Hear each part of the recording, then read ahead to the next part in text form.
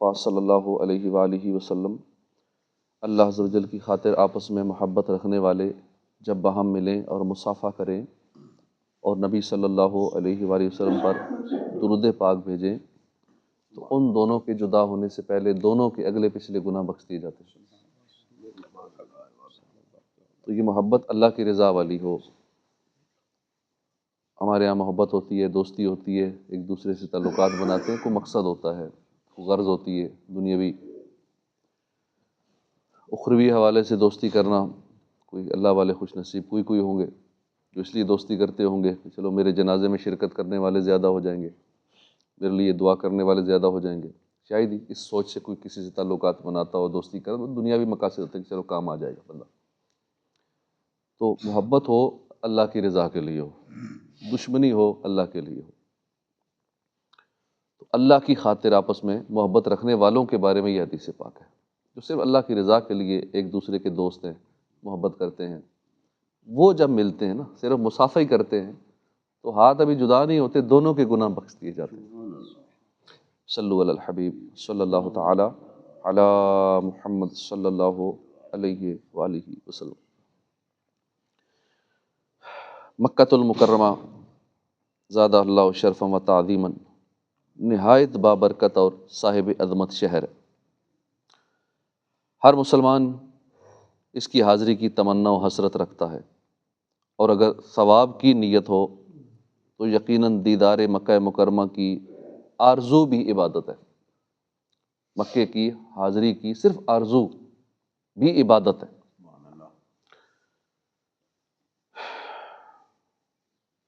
قرآن کریم میں کئی مقامات پر مکۃ المکرمہ کا بیان کیا گیا۔ وَإِذْ قَالَ إِبْرَاهِيمُ رَبِّ اجْعَلْ هَٰذَا بَلَدًا آمِنًا، اور جب عرض کی ابراہیم علیہ السلام نے کہ اے رب میرے اس شہر کو امان والا کر دے۔ پارہ 30 میں ارشاد ہوا لا اقسم بهذا البلد، مجھے اس شہر کی قسم۔ مکۃ المکرمہ کے بہت سے نام کتابوں میں لکھے ہیں، جیسے البلد ہے، البلد الامین، البلدہ، القریہ، القادسیہ، البیت العتیق، معاد، بکہ، الراس، ام القریٰ۔ حضور صلی اللہ علیہ وسلم کا فرمان ہے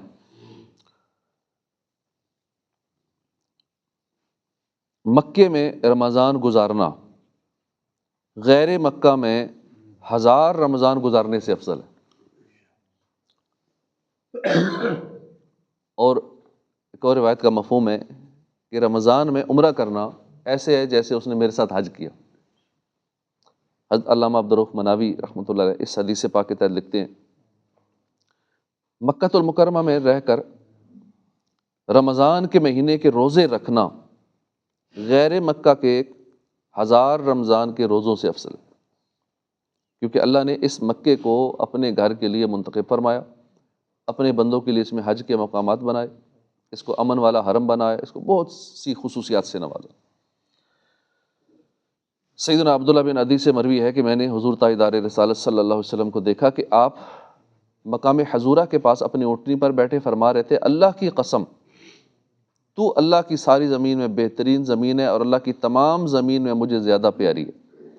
خدا کی قسم اگر مجھے اس جگہ سے نہ نکالا جاتا تو میں ہرگز نہ نکلتا۔ کہ حضور کو مکے سے اتنی محبت تھی۔ اس حدیث پاک کی شرح میں لکھا ہے کہ یہ ارشاد ہجرت کے وقت کا ہے۔ اس وقت تک مدینہ طیبہ حضور سے مشرف نہیں ہوا تھا، اس وقت تک مکہ پوری سرزمین سے افضل تھا، مگر جب حضور صلی اللہ علیہ وسلم مدینہ طیبہ تشریف لائے تو یہ شرف اسے حاصل ہو گیا۔ مفتی احمد یار خان رحمۃ اللہ علیہ مرآت المناجی میں لکھتے ہیں کہ اکثر علماء کے نزدیک مکہ معظمہ شہر مدینہ سے افضل ہے اور حضور کو زیادہ پیارا ہے۔ ان کی دلیل یہ حدیث ہے۔ امام مالک کے ہاں مدینہ منورہ مکہ مکرمہ سے افضل ہے، وہ اس حدیث کے متعلق فرماتے ہیں کہ اس میں پہلی حالت کا ذکر ہے، پھر حضور کو مدینہ منورہ زیادہ پیارا ہو گیا۔ فتویٰ یہی ہے کہ مکہ معظمہ مدینہ منورہ سے افضل ہے، مگر اس شاہ کی نگاہ میں مدینہ منورہ افضل کیونکہ وہ محبوب کی آرام گاہ ہے۔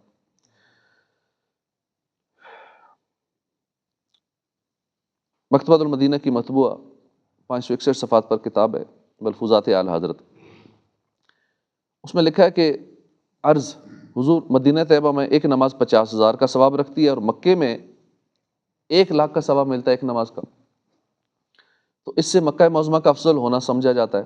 ارشاد، جمہور حنفیہ یعنی اکثر حنفی علماء کا یہی مسلک ہے، اور امام مالک کے نزدیک مدینہ افضل، اور یہی مذہب امیر المومنین سیدنا فاروق اعظم کا ہے۔ ایک صحابی نے کہا مکہ معظمہ افضل ہے، سیدنا فاروق اعظم نے فرمایا کیا تم کہتے ہو کہ مکہ مدینے سے افضل ہے؟ انہوں نے کہا واللہ بیت اللہ و حرم اللہ، فرمایا میں بیت اللہ اور حرم اللہ میں کچھ نہیں کہتا، کیا تم کہتے ہو کہ مکہ مدینے سے افضل ہے؟ انہوں نے کہا بخدا خانہ خدا و حرم خدا، فرمایا میں خانہ خدا و حرم خدا میں کچھ نہیں کہتا، کیا تم کہتے ہو کہ مکہ مدینے سے افضل ہے؟ وہ صحابی وہی کہتے رہے، اور امیر المومنین رضی اللہ عنہ یہی فرماتے رہے، اور یہی میرا یعنی اعلیٰ حضرت فرماتے کہ میرا مسلک ہے۔ صحیح حدیث میں ہے، نبی صلی اللہ علیہ وسلم فرماتے ہیں کہ مدینہ ان کے لیے بہتر ہے اگر وہ جانیں، المدینہ تو خیر لہم لو کانوا یعلمون۔ دوسری حدیث نص صریح ہے کہ فرمایا المدینہ تو خیر من مکہ، یعنی مدینہ مکے سے افضل ہے۔ اور تفاوت ثواب، جو ثواب کا فرق ہے کہ مکے میں 1,00,000 مدینے میں 50,000، اس کا جواب شیخ عبدالحق محدث دہلوی نے کیا خوب دیا کہ مکے میں مقدار زیادہ ہے، مدینے میں کیفیت، یعنی وہاں مقدار زیادہ ہے یا قدر افزوں ہے، یعنی مالیت زیادہ ہے، جیسے یوں سمجھے کہ 1,00,000 روپے زیادہ کہ 50,000 اشرفیاں زیادہ، اب گنتی میں 1,00,000 روپے دونے ڈبل ہیں، اور مالیت میں یہ 50,000 اشرفیاں 10 گنی ہیں۔ مکہ معظمہ میں جس طرح ایک نیکی 1,00,000 نیکیاں ہیں، یوں ہی ایک گناہ 1,00,000 گناہ ہے، اور وہاں یعنی مکے میں گناہ کے ارادے پر بھی گرفت ہے۔ ویسے بندہ گناہ کی نیت کرے تو گناہ نہیں ہے، لیکن مکے میں دل میں بھی سوچے گا میں بدنگاہی کروں گا، میں نامحرم کو ٹچ کروں گا، میں یہ کروں گا یہ کروں گا، ابھی دل میں ہے تو وہیں سے اس کی پکڑ شروع ہو جائے گی۔ تو اس لیے وہاں دل میں بھی گناہ کا نہیں سوچنا چاہیے، مکے کا اتنا ادب ہے کہ وہاں دل کو بھی سنبھال کے رکھنا چاہیے، اور اپنے جسم کو بھی، دماغ کو بڑے سنبھل کے قدم رکھنا ہے وہاں پہ۔ وہاں جلال ہے، وہاں کوئی ایسی حرکت نہ کی جائے حرم میں، کعبہ شریف کے پاس طواف کرتے ہوئے، حجر اسود کو بوسہ دیتے ہوئے، کعبے کی دیواروں کو چھوتے ہوئے، کوئی ایسا گناہ، کوئی ایسی حرکت، نہ محرم کو ٹچ کرنا طواف کے دوران، چونکہ رش ہوتا ہے، مرد عورتیں مکس ہیں، پھنسے ہوئے ہیں، ٹچ ہو رہے ہیں، یہ ان تمام معاملات سے بچتے ہوئے ساری عبادات کرنی ہوتی ہیں، کیونکہ وہاں ایک تو گناہ کر لیا نا، وہ کرنے سے پہلے دل میں نیت ہی کر لی، تو دل میں ہی گناہ کا خیال آیا، اس پر بھی پکڑ ہے۔ مدینہ طیبہ میں نیکی کے ارادے پر ثواب ہے، گناہ کے ارادے پر کچھ نہیں ہے، اور گناہ کرے تو ایک ہی گناہ لکھا جائے گا، نیکی کرے تو 50,000 نیکی ہیں، مکے میں ایک گناہ کرے گا تو 1,00,000 گناہ کے برابر ہو۔ اعلیٰ حضرت لکھتے ہیں کہ تربت اطہر یعنی وہ زمین کہ جس میں انور سے متصل ہے، یعنی حضور کے جسم سے اٹیچ ہے جو زمین، وہ حصہ جو حضور کے جسم سے مس ہو رہا ہے وہ کعبہ معظمہ بلکہ عرش سے بھی افضل ہے۔ باقی مزار شریف کا جو بالائی حصہ وہ اس میں داخل نہیں ہے۔ کعبہ معظمہ مدینہ طیبہ سے افضل ہے، ہاں اس میں اختلاف ہے کہ مدینہ طیبہ سوائے موضع تربت اطہر اور مکہ معظمہ سوائے کعبہ مکرمہ، ان دونوں میں افضل کون افضل ہے؟ اکثر جانب ثانی ہے، یعنی اکثر کی نزدیک مکہ معظمہ افضل ہے۔ سیدنا صفیہ بنت شیبہ نے فرمایا کہ نبی رحمت صلی اللہ علیہ وسلم نے فتح مکہ کے دن خطبہ دیا، فرمایا اے لوگو، اس شہر کو اسی دن سے اللہ نے حرم بنا دیا ہے جس دن آسمان و زمین پیدا کیے، لہٰذا یہ قیامت تک اللہ کے حرام فرمانے سے حرام ہے، یعنی حرمت والا ہے۔ اس حدیث پاک کے تحت لکھا ہے کہ اس شہر پاک کا حرم شریف ہونا صرف اسلام میں نہیں ہے، یہ بڑا پرانا مسئلہ ہے، ہر دین میں یہ جگہ بڑی اہم تھی۔ مکہ معظمہ اور یہ کعبہ شریف پہلی امتوں میں بھی ہر دین میں یہ جگہ محترم تھی۔ وہ جو باب حرم مدینہ میں آ رہا ہے نا کہ حضرت ابراہیم علیہ السلام نے مکہ معظمہ کو حرم بنایا، وہاں یہ مطلب ہے کہ اس کے حرم ہونے کا اعلان ابراہیم علیہ السلام نے کیا، کیونکہ طوفان نوح میں جب بیت المعمور آسمان پر اٹھا لیا گیا تھا تو لوگ یہاں کی حرمت وغیرہ بھول گئے تھے، حضرت خلیل علیہ السلام نے پھر اس کا اعلان فرمایا، حدیث پاک میں الی یوم القیامہ، قیامت تک فرما کر بتایا کہ یہ حرمت کبھی منسوخ نہ ہوگی۔ مالک بحر و بر صلی اللہ علیہ وسلم نے فرمایا کہ مکے اور مدینے میں دجال داخل نہیں ہو سکے گا۔ حدیث پاک ہے جو شخص دن کے کچھ وقت مکے کی گرمی پر صبر کرے جہنم کی آگ اس سے دور ہو جاتی۔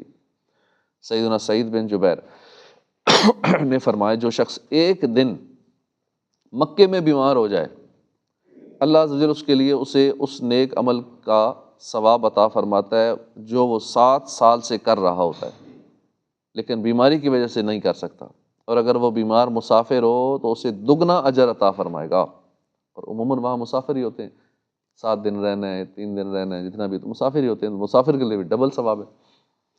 رسول اللہ صلی اللہ علیہ وسلم نے فرمایا جس شخص کی حج یا عمرہ کرنے کی نیت تھی اور اسی حالت میں اس سے حرمین یا مکے یا مدینے میں موت آ گئی، حج یا عمرے کی نیت تھی اور اسے مکے یا مدینے میں موت آ گئی، تو اللہ تعالیٰ اسے بروز قیامت اس طرح اٹھائے گا کہ اس پر نہ حساب ہوگا نہ عذاب ہوگا۔ ایک دوسری روایت میں ہے کہ وہ بروز قیامت امن والے لوگوں میں اٹھایا جائے گا۔ تو مکہ مکرمہ میں ہر دم رحمتوں کی چماچم بارشیں برستی ہیں، لطف و کرم کا دروازہ کبھی بند نہیں ہوتا، مانگنے والا محروم نہیں لوٹتا۔ حرم مکہ مکرمہ میں ایک نیکی لاکھ نیکیوں کے برابر ہے، مگر یہ بھی یاد رہے گناہ بھی 1,00,000 گناہ ہے۔ افسوس یہ جاننے کے باوجود بھی بلا تکلف گناہوں کا ارتکاب کیا جاتا ہے۔ مثلا 45 ڈگری کے زاویے کے اندر قبلہ رخ یا قبلے کو پیٹ کی استنجا کرنا حرام ہے، لیکن وہاں بھی لوگ اس چیز کا خیال نہیں رکھتے۔ واش روم میں جب جاتے ہیں یا ہوٹل ملتا ہے نہیں دیکھتے کہ میرا سیٹ کیسے لگی ہوئی ہے، پہلے قبلہ ڈائریکشن معلوم کر لیں، پھر دیکھیں کہ اس کی سیٹ کا رخ غلط تو نہیں ہے، کہ قبلہ کی طرف منہ یا پیٹھ تو نہیں آ رہی۔ تو یہ ساری چیزیں دیکھنی ہوتی ہیں۔ بدنگاہی کرنا حرام ہے، لیکن وہاں بدنگاہی کر رہے ہوتے ہیں۔ داڑھی منڈانا حرام، وہاں بھی لوگ داڑھی منڈا رہے ہوتے ہیں۔ غیبت، چغلی، جھوٹ، وعدہ خلافی، بلا وجہ شرعی مسلمان کی دل آزاری، غصے کا گناہ برا نفاذ کرنا، ہر ایک کو غصہ چڑھا ہوتا ہے، تب چڑھا ہوتا ہے تھکاوٹ کی وجہ سے، سفر کی وجہ سے اور دیگر جو پریشانیاں آتی ہیں، تو لگتا ہے کہ ابھی بندہ لڑنے کو دوڑتا ہے، جس کو دیکھ کے وہی غصے بھرا ہوتا ہے۔ ہوٹلوں میں لڑائیاں جھگڑے ہو رہے ہوتے ہیں، تھوڑا انتظار کرنا پڑ جائے ریسیپشن پہ تو لوگ بکھرے ہوتے ہیں، پہلے مجھے کمرہ دو، پہلے میری چیک ان کرو، تو عجیب ایک ماحول بنا ہوتا ہے۔ تو یہ شیطان اس طرح کے معاملات کروا رہا ہوتا ہے تاکہ ان کی نیکیوں کو ضائع کیا جائے۔ ایجاد تلخ کلامی وغیرہ جرائم کرتے وقت اکثر لوگوں کو یہ احساس تک نہیں ہوتا کہ ہم جہنم کا سامان کر رہے ہیں، ہم مکے میں ہیں، ہم حرم شریف میں ہیں، اور ہم یہ سارے معاملات کر رہے ہیں۔ وہاں تو بس صبر اور بس صبر ہی کرنا چاہیے، زبان کو تالا لگ جائے۔ حرم مکہ میں اگر صرف ایک بار جھوٹ بول لیا، بلا اجازت شرعی کسی ایک فرد کی دل آزاری کر ڈالی، ایک مرتبہ غیبت یا چغلی کا ارتکاب کیا، تو کسی اور مقام پر گویا کہ 1,00,000 بار یہ گناہ صادر ہوئے۔ اور شاید وطن میں یہ گناہ لاکھ بار نہیں کر پایا، یعنی شاید ہم حساب لگائیں تو 1,00,000 جھوٹ نہیں بولے ہوں گے، 1,00,000 غیبتیں شاید نہیں کی ہوں گی، اور وہاں جاتے ہی یہ کر دیتے ہیں۔ چند منٹ میں یہ لاکھوں گناہ جو زندگی بھر نہیں کیے، وہ سارے وہاں اپنے نامہ اعمال میں لکھوا لیتے ہیں۔ اب اس کا یہ مطلب نہیں کہ معاذ اللہ وطن میں گناہ کر لیا جائے، وطن میں گناہ کرنا بھی عذاب نار کا حقدار ہے۔ بے شک آگ کی معمولی سی چنگاری بڑے سے بڑے گودام پھونک دینے کے لیے کافی ہے۔ مکہ مکرمہ میں وہی رہے جسے ظن غالب ہو کہ یہاں کا احترام بجا لا سکے گا، خود کو گناہوں سے بچا سکے گا، جسے یہ بات کنفرم ہونا وہ مکے میں رہے، نہیں تو جلدی جلدی نکلے، جلدی جلدی وہاں سے نکلے۔ ایک شخص کی کل کال آئی، کہتا ہے میں نے صرف 3 دن کے لیے عمرے پہ جانا ہے، 3 دن کے لیے۔ کہ 3 دن میں کرو گے کیسے؟ میں خود حیران، 3 دن میں عمرہ کیسے کرو گے، مدینے کیسے جاؤ گے؟ کہتے ہیں بس 3 دن، کیونکہ ادب نہیں کر پاتے۔ جو ادب والے ہیں، جو بار بار جاتے ہیں، سارا کچھ کہتے ہیں، نہ مجھے وہاں ہوٹل چاہیے، میں کلاک ٹاور والے ہوٹل، مہنگے ہوٹل، لگژری ہوٹل، یہ سارے آزما چکا، میں سب چیک کر چکا ہوں، اب صرف عمرہ کرنے جانا ہے، حضور کے در پہ حاضری کے لیے جانا ہے اور فوراً واپس آنا ہے۔ ان لوگوں کے جو سمجھدار ہیں، انہیں پتہ ہے ادب نہیں کر پائیں گے، وہاں رہ کے ادب نہیں ہو پاتا۔ امام اعظم ابو حنیفہ، جنہوں نے صحابہ کو سنہری دور پایا ہے اور تابعی بھی ہیں، اور اس دور میں جب لوگ نیک ہوا کرتے تھے، نیکی اور بھلائی کے دور میں، اس دور میں جب امام اعظم نے لوگوں کو دیکھا کہ لوگ بے احتیاطیاں کر رہے ہیں، حالانکہ اس دور میں تو نہ سوشل میڈیا تھا کہ بیٹھ کے گھر ادھر کمرے میں بیٹھ کے بدنگاہی کریں، یہ سسٹم ہی نہیں تھا، گناہ اتنے عام نہیں تھے، آسان نہیں تھے، مشکل تھا، لوگ شرم و حیا والے تھے، عورتیں پردہ کرتی تھیں، اور مرد بھی عورتوں کو دیکھتے ہوئے وہ غلط سمجھتے تھے اس کو، اس دور میں جب دور ہی نیکیوں والا تھا، اس دور میں جب امام اعظم نے دیکھا کہ لوگ بے احتیاطیاں کر رہے ہیں تو انہوں نے فتویٰ دے دیا کہ حرم مکہ میں، مکہ مکرمہ کی رہائش آپ نے مکروہ قرار دے دی، منع ہے رہنا۔ اس دور میں جب گناہ نہ ہونے کے برابر تھے، تو آپ ہی کے مقلد ہیں 11ویں صدی ہجری کی بہت بڑے حنفی امام سیدنا ملا علی قاری، قول امام اعظم پر تبصرہ کرتے ہوئے فرماتے ہیں کہ امام اعظم کا حرم مکہ میں سکونت مکروہ کہنا ان کے اپنے زمانے کے اعتبار سے ہے، ورنہ آج کل یہاں کے رہنے والوں کا ہم نے جو حال دیکھا ہے کہ حرام وظائف یعنی ناجائز تنخواہیں ہڑپ کر جاتے ہیں اور اس عظمت والے مقام کا ادب کرنے سے قاصر رہتے ہیں، تنخواہیں ہڑپ کر جاتے ہیں۔ مثلا وہاں 10-15 ہزار ملازمین جو ہیں، میری ڈیوٹی لگا دینا، صفائی کی تھی کعبے میں، ٹھیک ہے، ڈیوٹی پہ ہوتے نہیں ہیں، کئی سال ایسے ہی گزر جاتے ہیں، ڈیوٹیاں لگ رہی ہیں کیونکہ اوپر جو سینئر ہے، ناظم ہے، جو بھی ہے، اس سے سیٹنگ اچھی ہے، اس کو بھی منتھلی دی جا رہی ہے تنخواہ میں سے کہ تم نے حاضریاں لگا دینی ہے، ٹھیک ہے، کام کہیں اور کر رہے ہیں یا گھر بیٹھے ہیں، تنخواہ گھر جا رہی ہے، اور مرضی کی ڈیوٹی میری ادھر لگا دینا کیونکہ یہاں پیسے زیادہ ملتے ہیں، یہاں لوگ زیادہ خدمت کرتے ہیں، کعبے کے قریب میری ڈیوٹی لگانا، چونکہ طواف کرتے ہوئے لوگ خوب سخاوت کرتے ہیں، پیسے دیتے رہتے ہیں، جو وہاں بیچ میں آتا ہے کام کرنے والا خدمت کرتے رہتے ہیں، تو ان کی دیہڑی اچھی لگ جاتی ہے، اب وہاں کے لیے الگ ریٹ ہے وہ کرنے کا، اپنی ڈیوٹی لگوانے کا۔ تو خاص جو مقامات ہیں وہاں ڈیوٹی لگوانے کے الگ الگ ریٹ رکھے ہوئے ہیں، کیونکہ یہاں پہ دیہڑی اتنی لگتی ہے، ادھر رش زیادہ ہے، صحیح میں ادھر رش زیادہ ہے، طواف کے دوران رش زیادہ ہے، فلاں فلاں مقامات ہیں ادھر خدمت اچھی ہو جاتی ہے، تو وہاں ڈیوٹی کتنے، اس ڈیوٹی کے اتنے ریال، تو بعض ڈیوٹیاں نہیں کر رہے، بعض ڈیوٹی میں سستی کر رہے ہیں، تو ڈیوٹی ہے لیکن دیکھ لوگوں کی طرف رہے ہیں، پتہ نہیں اب کون جیب مار ڈالتا ہے، کون ریال نکالتا ہے، کون ڈالر نکالتا ہے، اپنی ڈیوٹی کرو، جو وہاں کام ہے وہ کرنا چاہیے۔ تو بہت سارے ایسے معاملات ہو رہے ہوتے ہیں جو لوگ وہاں جاب بھی کرتے ہیں، بڑے اچھے اچھے لوگ بھی وہاں ہیں، لیکن اس طرح کے معاملات بھی وہاں دیکھنے میں آئے ہیں، اور یہ نہیں دیکھتے ہم مکے میں ہیں، مکے میں رہ کے یہ کھاتا کر رہے ہیں، دنیا میں کہیں بھی ہوں تنخواہ جو ہے وہ حلال کرنی چاہیے، 1 منٹ بھی ڈیوٹی کم دی، لیٹ ہو گئے تو وہ 1 منٹ حرام کا ہو گیا، اور وہاں تو پھر ایک گناہ ہی لاکھ گناہ کے برابر ہے، اور جس نے رہنا ہی وہاں ہے تو لوگ وہ وظائف ہڑپ کر جاتے ہیں، اس عظمت والے مقام کا ادب کرنے سے قاصر رہتے ہیں۔ سیدنا امام اعظم ان حالات کا مشاہدہ فرماتے، یعنی یہ حالات امام اعظم دیکھ لیتے اگر، تو بلا شک یہاں کی سکونت مستقل رہائش حرام قرار دے دیتے۔ اب یہ ان کے شاگرد بھی چونکہ پہلے کے دور کے ہیں، اس ٹائم اتنا سسٹم نہیں ہوتا ہوگا، یہ آج کل جو ترکیبیں چل رہی ہیں، نہ اتنے ملازمین تھے جتنے ابھی ہیں، ہزاروں کی تعداد میں ہیں، اس ٹائم تھوڑے ہوتے ہوں گے کیونکہ جگہ بھی شارٹ تھی اور سارے معاملات اتنے مختصر سے، تو لوگ پھر بھی شرم و حیا والے تھے، اللہ سے خوف رکھتے تھے، تو اب حالات اگر دیکھ لیتے، امام اعظم کی شاگرد بھی چونکہ اس دور کے تھے، امام اعظم کے بعد کے تھے، آج سے سینکڑوں سال پہلے کی بات ہو رہی ہے، اب کے حالات کیسے ہوں، اس ٹائم ہی بتا رہے ہیں کہ امام اعظم اگر اب ہوتے تو حرام قرار دیتے وہاں رہنا۔ یہ بھی 11ویں صدی کی بات ہو رہی ہے، یعنی 350 سال پرانی بات ہے، اور اب مکہ مکرمہ کا ادب کرنے کے متعلق اعلیٰ حضرت فتاوی رضویہ پر فرماتے ہیں کہ شیخ عبدری نے بعض اکابر اولیاء کے بارے میں یہ بھی نقل کیا ہے کہ وہ 40 سال مکے میں رہے مگر حرم مکہ جو کہ میلوں تک پھیلا ہوا ہے، اس حرم مکہ میں پیشاب نہیں کرتے تھے، نہ ہی وہاں لیٹتے تھے۔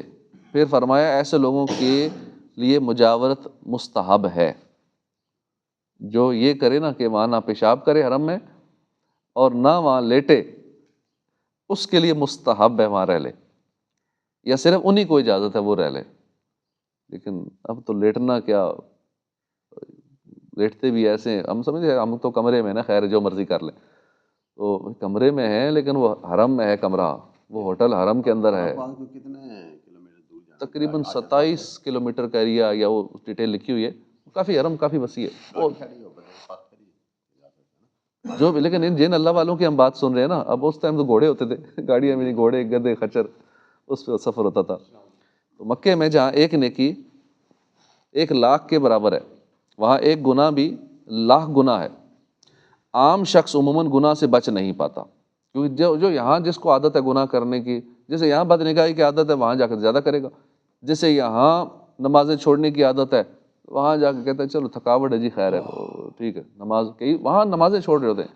حج پہ کئیوں کو دیکھا وہ نمازوں میں سستی، نمازیں مس ہو رہی ہیں، نمازیں قضا ہو رہی ہیں۔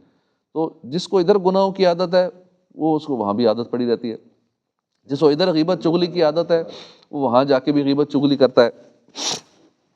سیدنا عبداللہ بن عباس جو یقیناً مکہ مکرمہ میں رہنے کے قابل تھے، صحابی ہیں عبداللہ بن عباس۔ اب طائف زیارات کے لیے لوگ جاتے ہیں نا، تو وہاں ان کا مزار، وہاں جاتے ہیں حاضری دیتے ہیں، ان کا مدرسہ بھی وہاں ہے، حضرت عبداللہ بن عباس کا مسجد بھی ہے۔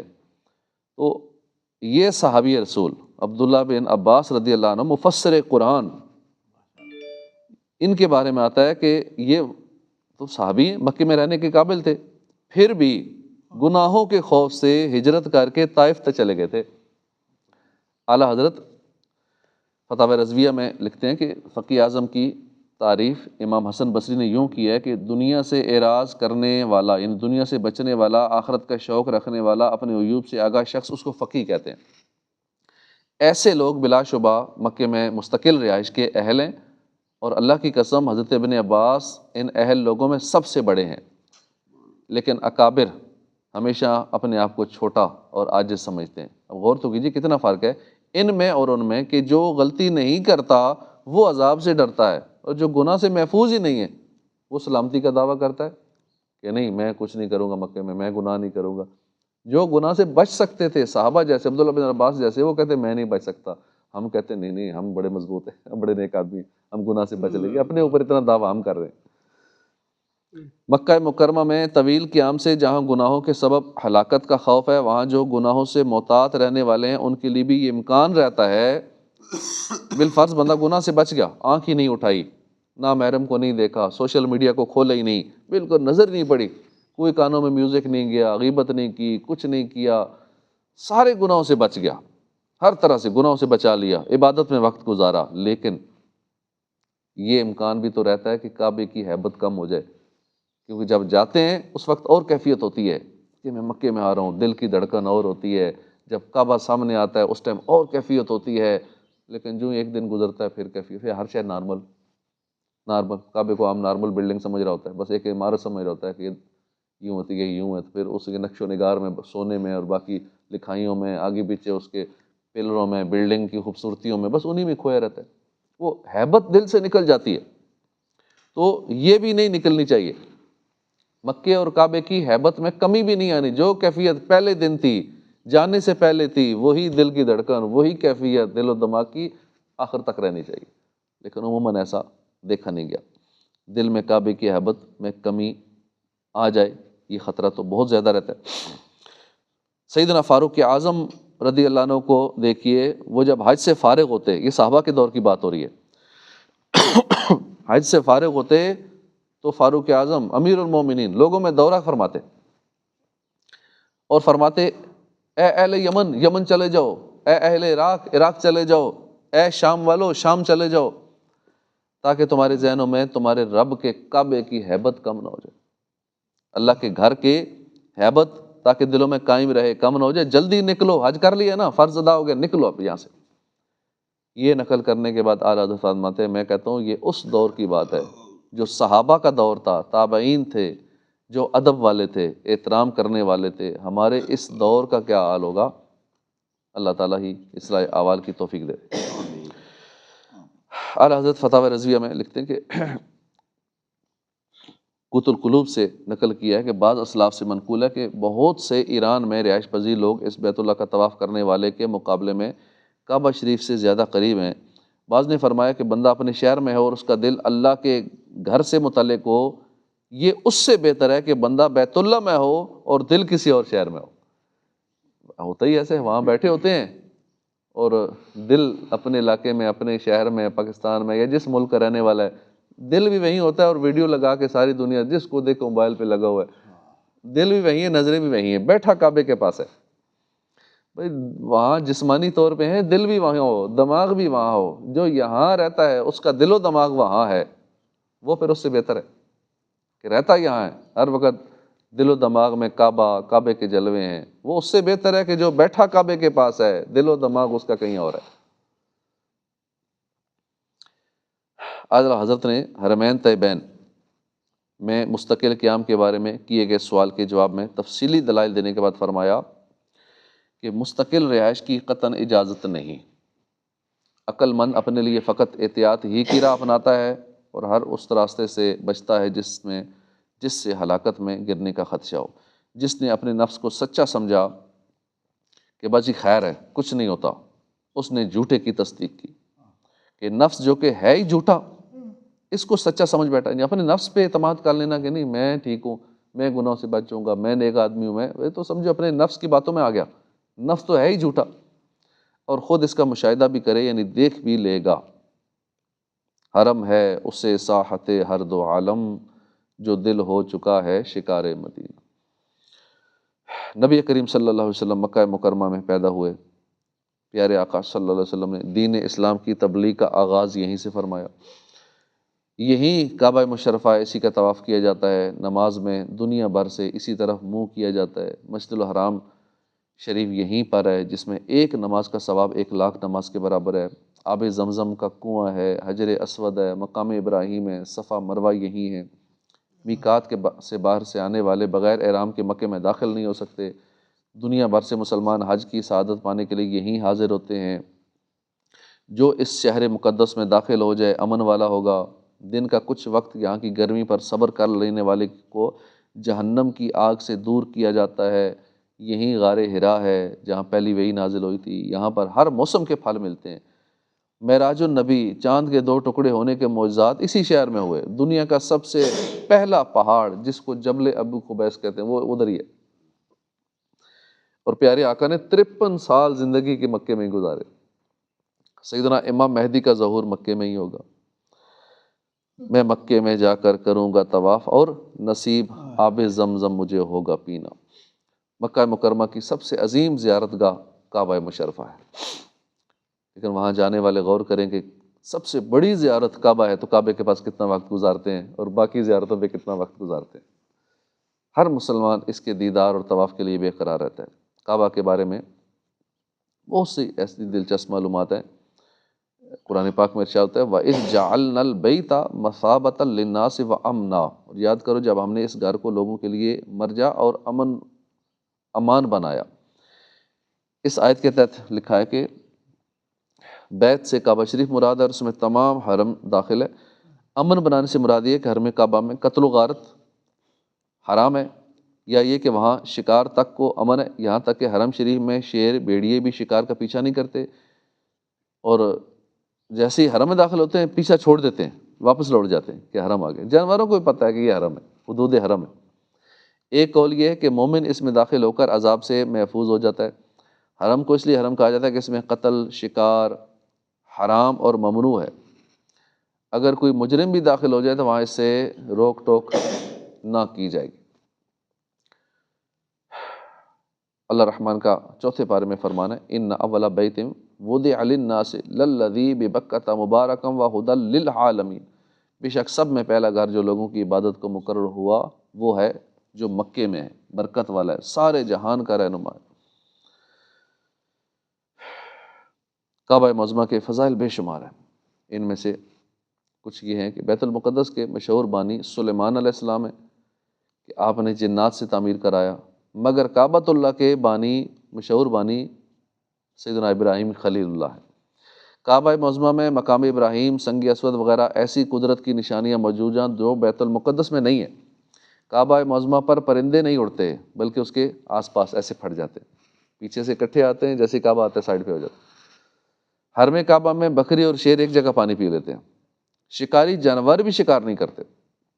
حرم کعبہ تا قیامت جنگ اور قتال وہاں پر حرام ہے۔ حرم کعبہ میں کعبہ معظمہ سارے حجازیوں خصوصاً مکے والوں کی پرورش کا ذریعہ ہے کہ وہ جگہ بے آب و گیا ہے جہاں معاش کے ذرائع سب ناپید ہیں، کوئی چیز وہاں نہیں اگتی لیکن دنیا کی ہر چیز وہاں ملتی ہے۔ رب تعالیٰ نے کعبے کی حفاظت خود فرمائی ہے، یعنی ابابیل فیل والوں کو ابابیل سے مروا دیا، اور چھوٹے چھوٹے پرندے ابھی وہاں نظر آ رہا اڑ رہے ہوتے ہیں کعبے کے پاس، چھوٹے پرندوں سے بڑے بڑے ہاتھیوں والوں کو مروا دیا۔ حج ہمیشہ کعبے ہی کا ہوا ہے، بیت المقدس کا کبھی حج نہیں ہوا۔ حضور کعبے کے پاس مکے میں ہی پیدا ہوئے، رب تعالیٰ نے کعبے کو کعبے کے شہر ہی کو بلد امین، امن والا شہر فرمایا، قسم ارشاد فرمایا وہذا البلد الامین، کعبہ معظمہ کے پاس ایک نیکی کا ثواب 1,00,000 گنا ہے۔ بیمار پرندے یہ شفا پانے کے لیے، اپنا علاج کرانے کے لیے ہوائے کعبہ میں آتے ہیں اور وہاں سے گزر جاتے ہیں، صحیح ہو جاتے ہیں، صحت مل جاتی ہے۔ یعنی وہاں کی فضاؤں میں بھی شفا ہے، پرندوں کو پتہ ہے کہ ان فضاؤں میں، ان ہواؤں میں شفا ہے، تو اپنا علاج پرندے بھی وہیں کراتے ہیں، بس ان ہواؤں سے گزر جاتے ہیں، ٹھیک ہو جاتے ہیں۔ جنگلی جانور بھی وہاں ایک دوسرے کو تکلیف ہی نہیں دیتے۔ کعبے کی طرف لوگوں کے دل کھنچے چلے جاتے ہیں۔ ہر شب جمعہ کو ارواح اولیاء اس کے گرد حاضر ہوتی ہیں، اور جو کوئی اس کی بے حرمتی کا قصد کرتا ہے برباد ہو جاتا ہے۔ ہر شب جمعہ کو، یعنی جمعرات اور جمعے کی درمیانی رات، اولیاء کرام کی روحیں وہاں اکٹھی ہوتی ہیں ساری، اور اس کے گرد حاضری دیتی ہیں۔ کعبے کی زیارت بھی عبادت ہے۔ کعبے کو دیکھنا، جیسے قرآن کو دیکھنا عبادت ہے، کعبے کو دیکھنا عبادت ہے، عالم کے چہرے کو دیکھنا عبادت ہے، زمزم کو دیکھنا بھی عبادت ہے۔ سیدنا ابن عباس فرماتے ہیں کہ نبی کریم صلی اللہ علیہ وسلم جب کعبہ شریف میں داخل ہوئے تو اس کے کونوں میں دعا مانگی اور نماز نہ پڑھی، حتیٰ کہ وہاں سے تشریف لے آئے۔ جب نکلے تو 2 رکعت کعبے کے سامنے پڑھی اور فرمایا یہ ہے قبلہ۔ یعنی تا قیامت کعبہ تمام مسلمانوں کا قبلہ ہو چکا، کبھی کینسل نہیں ہوگا، منسوخ نہیں ہوگا۔ اس میں باریک اشارہ اس طرف بھی ہو رہا ہے کہ کعبے کا ہر حصہ قبلہ ہے، سارا کعبہ نمازی کے سامنے ہونا ضروری نہیں ہے۔ کعبے کا کوئی حصہ بھی نمازی کے سامنے ہے تو اس کی نماز ہو جائے گی۔ اب کعبے کے اندر ہیں تو کدھر منہ کریں، کعبے کے باہر تو ہیں تو کعبے کی طرف کر لیا، کعبے کے اندر منہ کدھر کرنا چاہیے؟ باری شریعت میں یہ مسئلہ لکھا ہے کہ کعبہ معظمہ کے اندر نماز پڑھی، جدھر چاہے منہ کر لے۔ کعبے کی چھت پر بھی نماز ہو جائے گی، مگر چھت پہ بلا وجہ چڑھنا ممنوع ہے۔ سیدنا ابو ہریرہ رضی اللہ عنہ سے روایت ہے، رسول اللہ صلی اللہ علیہ وسلم نے فرمایا کہ 3 مسجدوں کے سوا اور کسی طرف کا جاوے نہ باندھے جائیں، یعنی سفر نہ کیا جائے: مسجد حرام، مسجد نبوی اور مسجد اقصی۔ ویسے تو ہر جگہ کی مسجدیں ثواب میں برابر ہیں، لیکن وہاں کا ثواب زیادہ ہے۔ اب بعض لوگوں نے اس کے معنی یہ سمجھے سوا ان 3 مسجدوں کی کسی اور مسجد کی طرف سفر ہی حرام ہے، لہٰذا اور زیارت قبور وغیرہ کے لیے سفر کرنا حرام ہے۔ اگر یہ مطلب ہو تو پھر تو تجارت، علاج، دوستوں کی ملاقات، علم دین سیکھنے وغیرہ سارے سفر ہی حرام ہو گئے۔ یہ حدیث قرآن کی خلاف ہی ہوگی، اور دیگر حدیث کے بھی رب فرماتے ہیں قل سیروا فی الارض، وہ تو حکم ہے سیروا فی الارض، زمین میں گھومو پھرو، دیکھو۔ ثم انظروا کیف کان عاقبۃ المکذبین، کہ زمین میں سیر کرو اور پھر دیکھو جھٹلانے والوں کا کیسا انجام ہوا۔ تو چونکہ ان 3 مساجد کے سوا تمام مسجدیں ثواب میں برابر ہیں، اس لیے اور مسجدوں کی طرف زیادہ ثواب حاصل کرنے کی نیت سے سفر ممنوع ہے، کہ میں محلے کی یہ مسجد چھوڑ کے میں کہیں دور جا رہا ہوں مجھے ثواب وہاں زیادہ ملے گا، نہیں۔ ہاں ثواب کے لیے جانا ہے تو پھر یہ 3 مسجدیں جو بتائی گئی۔ اللہ اکبر۔ سیدنا ابو ہریرہ فرماتے ہیں کہ میں نے محمد رسول اللہ صلی اللہ علیہ وسلم کو فرماتے سنا کہ جو خانہ کعبہ کے ارادے سے آیا اور اونٹ پر سوار ہوا تو اونٹ جو قدم اٹھاتا اور رکھتا ہے اللہ تعالیٰ اس کے بدلے اس کے لیے نیکی لکھتا ہے، خطا مٹاتا ہے، درجہ بلند فرماتا ہے۔ یہاں تک کہ جب کعبہ معظمہ کے پاس پہنچا اور طواف کیا اور صفا و مروہ کے درمیان سعی کی، پھر سر منڈایا یا بال کتروائے، گناہوں سے ایسا نکل گیا جیسے اس دن کے ماں کے پیٹ سے پیدا ہوا تھا۔ یعنی یہاں سے چلنا، اب ہر قدم پہ ثواب، ہر قدم پہ درجہ بلند ہو رہا ہے، گناہ معاف ہو رہا ہے، اور وہاں پہنچ کے عمرہ کر لیا، پہلے عمرے میں ہر چیز کلیئر ہو گئی، اب باقی جو کرے گا وہ پھر مزید ہے۔ سیدنا آدم صفی اللہ علیہ نبینا علیہ الصلوۃ والسلام جب جنت سے اس دنیا میں تشریف لائے تو رب العباد کی بارگاہ میں وحشت اور تنہائی کی فریاد کی، بس اللہ نے آپ کو کعبے کی تعمیر اور اس کے طواف کا حکم دیا۔ نوح علیہ السلام کے زمانے تک یہی کعبہ رہا۔ طوفان نوح میں اس کعبے کو 7ویں آسمان کی طرف اوپر کعبے کی حدود کی سیدھ میں اٹھا لیا گیا۔ اب وہاں پر فرشتے اس گھر میں اللہ کی عبادت کرتے ہیں۔ سیدنا آمنہ فرماتی ہے کہ میں نے دیکھا کہ 3 جھنڈے نصب کیے گئے، ایک مشرق میں، دوسرا مغرب میں، تیسرا کعبے کی چھت پر، اور حضور کی ولادت ہوگی۔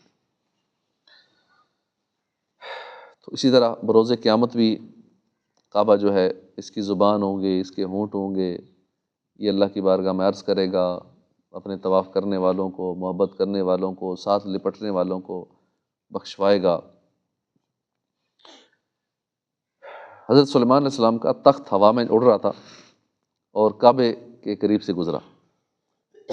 کعبے نے جب تخت دیکھا سلیمان علیہ السلام کا تو کعبہ رویا اور اللہ کی بارگاہ میں عرض کی، ایک نبی تیرے انبیاء سے، ایک لشکر تیرے لشکروں سے گزرا، نہ یہاں اترا نہ نماز پڑھی۔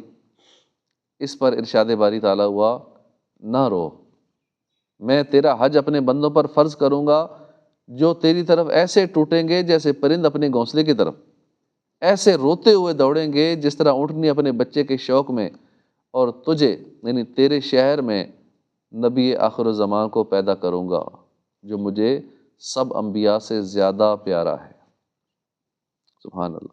تو اسی طرح محشر کے دن کعبے کو جب لایا جائے گا پروٹوکول کے ساتھ، 7 لاکھ مقرب فرشتے اللہ بھیجے گا، ہر ایک کے ہاتھ میں سونے کی ایک زنجیر ہوگی۔ اللہ فرمائے گا جاؤ اور کعبہ ان زنجیروں سے باندھ کر محشر کی طرف لے آؤ۔ فرشتے جائیں گے، زنجیروں سے باندھیں گے، کھینچیں گے، اور ایک فرشتہ پکارے گا، کعبہ چل۔ کعبہ کہے گا نہیں چلوں گا جب تک میرا سوال پورا نہ ہو جائے۔ اب فضائے آسمانی سے فرشتہ پکارے گا، تو سوال کر۔ کعبہ عرض کرے گا، اے اللہ تو میرے پڑوس میں مدفون مومنین کے حق میں میری شفاعت قبول فرما۔ تو آواز سنے گا کعبہ کہ میں نے تیری درخواست قبول کر لی۔ پھر جتنے مکے میں دفن ہیں ان کو اٹھایا جائے گا، جن کے چہرے سفید ہوں گے، سب احرام کی حالت میں کعبے کے گرد جمع ہو جائیں گے، لبیک اللہم لبیک کہہ رہے ہوں گے۔ پھر فرشتے کہیں گے کعبہ چل، کعبہ کہے گا نہیں چلوں گا جب تک میری درخواست پوری نہ ہو جائے۔ پھر اسی طرح کعبہ مانگے گا تو کہے گا اللہ تیرے گناہگار بندے جو اکٹھے ہو کر دور دراز سے غبار آلود میرے پاس آئے، اہل و عیال کو چھوڑا، انہوں نے فرما برداری اور زیارت کے شوق میں نکل کر تیرے حکم کے مطابق مناسک حج ادا کیے، تو میں تجھ سے سوال کرتا ہوں میری شفاعت ان کے حق میں قبول فرما۔ حکم ہوگا قبول کی تیرے، یہ سوال بھی قبول ہوا۔ تو پھر کعبہ عرض کرے گا، اے اللہ ان گناہ گاروں کے حق میں بھی میری شفاعت قبول فرما لے جن پر جہنم واجب ہو چکا ہے۔ اللہ فرمائے گا میں نے ان کے حق میں تیری شفاعت قبول فرمائی۔ تو وہی فرشتہ ندا کرے گا جس نے کعبے کی زیارت کی تھی وہ دیگر لوگوں سے الگ ہو جائے، یعنی جس نے خالی کعبے کی زیارت بھی کی تھی وہ بھی سائڈ پہ ہو جائے، اب ان پہ بھی کرم ہو جائے گا، وہ بھی بخشے جائیں گے۔ تو اللہ پاک ان سب کو کعبے کے گرد جمع کر دے گا، چہرے سفید ہوں گے، وہ جہنم سے بے خوف ہو کر طواف کر رہے ہوں گے، تلبیہ کہیں گے۔ پھر فرشتہ پکارے گا کعبہ چل، تو کعبہ شریف اس طرح تلبیہ کہے گا، لبیک اللہم لبیک والخیر کلہ، یہ کعبہ کہتے ہوئے پھر چلے گا اور پھر میدان محشر کی طرف فرشتے لے جائیں گے۔ تو منقول ہے کہ اللہ نے بیت اللہ سے وعدہ فرمایا کہ ہر سال 6 لاکھ افراد اس کا حج کریں گے، اگر کم ہوئے تو اللہ فرشتوں کے ذریعے کمی پوری کرے گا، چاہے کرونا آ جائے، چاہے کچھ بھی ہو جائے، بندے نہیں حج کریں گے تو فرشتے کرتے رہیں گے۔ اور بروز قیامت کعبے کو پہلی رات کی دلہن کی طرح اٹھایا جائے گا۔ جن لوگوں نے اس کا حج کیا وہ اس کے پردوں کے ساتھ لٹکے ہوں گے، گرد طواف کر رہے ہوں گے، یہاں تک کہ کعبہ جنت میں داخل ہو جائے گا، اور جتنے یہ سارے ہیں یہ بھی سارے جنت میں داخل ہو جائیں گے۔ اللہ پاک بار بار مکہ مدینے کی حاضری نصیب فرمائے، آمین بجاہ النبی الامین صلی اللہ علیہ وآلہ وسلم۔ اعوذ باللہ من